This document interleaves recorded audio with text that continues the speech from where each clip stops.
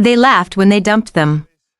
3 men in an old Ford truck, Dale Whitmore and 2 of his workers from Whitmore orchards up the road, backed the truck through the gate of the Henderson farm on a Tuesday morning in October and released a load of rejected apples into the yard that made a sound like an avalanche and took up approximately 12 square feet of mud.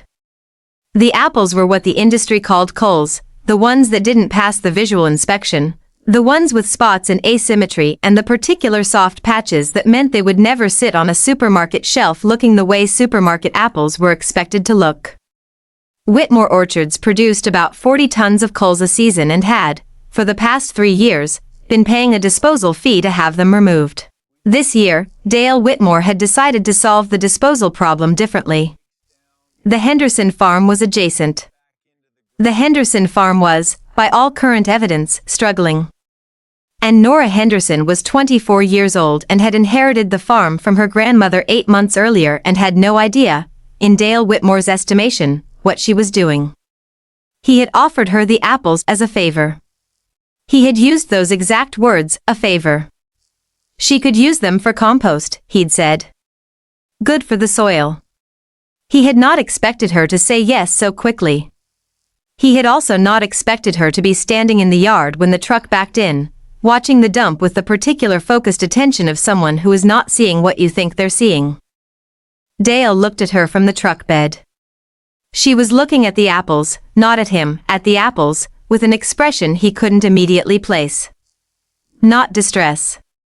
Not gratitude. Something more like assessment. He said, ought to keep your soil happy for a season. She said, He laughed. His workers laughed. The truck pulled out.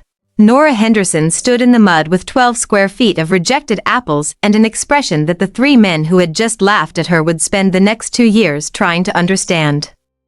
Nora Henderson had grown up on this farm the way children grow up in places that shape them without announcing it, in the specific rhythms of seasons and soil and the particular knowledge that comes from watching the same land for 20 years and understanding what it can do. Her grandmother, Ruth Henderson, had farmed 50 acres for 40 years. Not profitably in the conventional sense, Ruth had never made the kind of money that made farming look attractive from the outside. But she had made enough, consistently, for long enough, that the farm had stayed solvent through 3 recessions and a drought year that had taken several neighbors off the land entirely. Ruth had also spent the last 18 months of her life teaching Nora everything she knew. Not formally, Ruth was not a formal person. She taught the way she did everything, by doing it, with Nora beside her, and occasionally saying why. Nora had taken notes. Hundreds of pages of notes, in notebooks she kept in the farmhouse kitchen in a stack that represented the entire agricultural education of a woman who had been farming since before Nora was born. She knew the drainage pattern of the east field. She knew which weeks the soil temperature made fermentation reliable. She knew that the apple varieties Whitmore orchards grew were particularly well suited to raw apple cider vinegar production because the tannin content was high and the sugar balance was right. She had known this for 6 months before Dale Whitmore's truck backed through her gate. She had been trying to figure out how to source the apples. She started that afternoon. Not because she was impulsive, Nora Henderson was one of the least impulsive people in the county, a quality she had developed partly from watching her grandmother and partly from 8 months of making decisions on her own that had taught her the specific cost of moving before she was ready. She started that afternoon because the math was simple and the window was limited and she had been ready for 6 months and the apples were there. She sorted through the pile first. 3 hours in the mud, sorting culls into categories, the ones that were soft throughout and truly past use, the ones that had surface damage but sound flesh, the ones that were essentially fine and had been rejected only for appearance.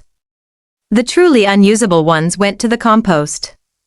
Everything else, roughly 80% of the pile, went into the barn. She pressed the first batch that evening using the old cider press Ruth had kept in the barn for 22 years, maintained and functional and waiting.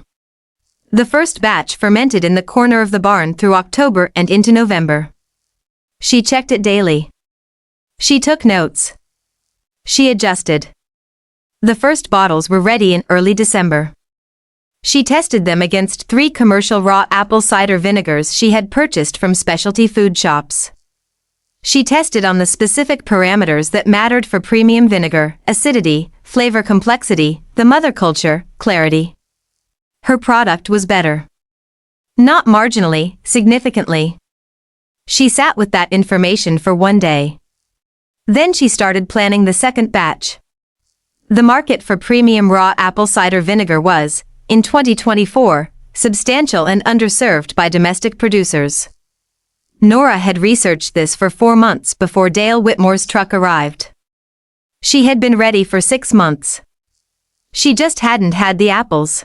By January, she had 12 cases of premium raw apple cider vinegar in the barn and a plan that she had been building since the summer.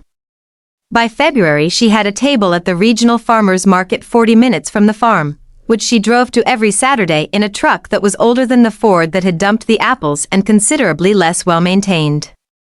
The first Saturday she sold out in 3 hours. She drove home and started the third batch. The Henderson Farms vinegar operation cleared 6 figures in its second full year. Not by accident, by the specific accumulation of decisions that Nora had been making since the summer before the truck arrived: the market research, the fermentation knowledge, the product quality, the distribution relationships she had been building one farmer's market conversation at a time. Dale Whitmore noticed the Henderson farm in April, the way you notice a neighbor when something changes about them that you hadn't expected.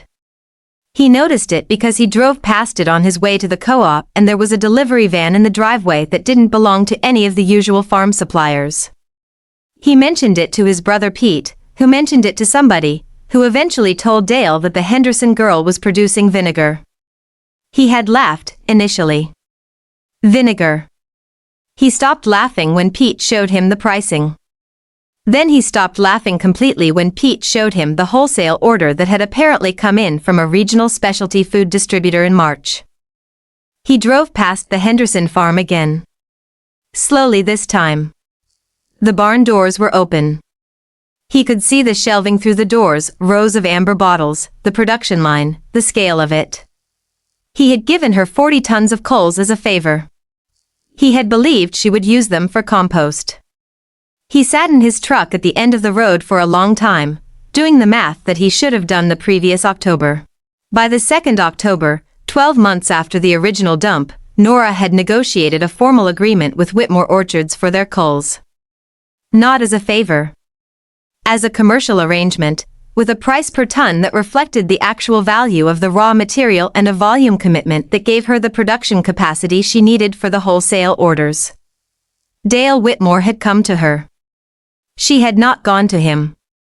He had come to her in June with what he described as a business proposition, which was what he called it when he wanted something but didn't want to acknowledge why. She had listened to his opening offer. She had thanked him for it. She had made a counteroffer that reflected the market correctly and waited, with the patience of someone who had Ruth Henderson's entire agricultural education in a stack of notebooks in her kitchen, for him to think about it. He had thought about it for a week. He had come back and signed the agreement. By the 2nd October, 12 months after the original dump, Nora had negotiated a formal agreement with Whitmore Orchards for their culls. Not as a favor. As a commercial arrangement, with a price per ton that reflected the actual value of the raw material and a volume commitment that gave her the production capacity she needed for the wholesale orders. Dale Whitmore had come to her. She had not gone to him. He had come to her in June with what he described as a business proposition, which was what he called it when he wanted something but didn't want to acknowledge why. She had listened to his opening offer. She had thanked him for it. She had made a counteroffer that reflected the market correctly and waited, with the patience of someone who had Ruth Henderson's entire agricultural education in a stack of notebooks in her kitchen, for him to think about it. He had thought about it for a week. He had come back and signed the agreement. Ruth Henderson's notebooks remained in a stack on the kitchen table of the farmhouse. Nora had not moved them, partly out of the specific sentiment of not wanting to disturb her grandmother's presence in the room and partly because she still consulted them regularly, particularly the sections on fermentation and soil management. The farm itself had changed in the ways that productive farms change, equipment that worked, maintenance that happened, the particular look of a place that is being used properly. Dale Whitmore, driving past the Henderson farm on his way to the co-op, still looked over the fence. He looked with a different expression now, not the dismissive amusement of October 2 years ago, but the specific attention of someone who was trying to understand how something happened that he didn't anticipate. That difference, the difference between seeing what something is and seeing what it can become, is not something that can be taught in 8 months. It had taken Ruth Henderson 40 years of farming to press it into the hands of a granddaughter who had been paying attention. And it had taken one October morning, one truck, and 12 square feet of rejected apples for that granddaughter to use it.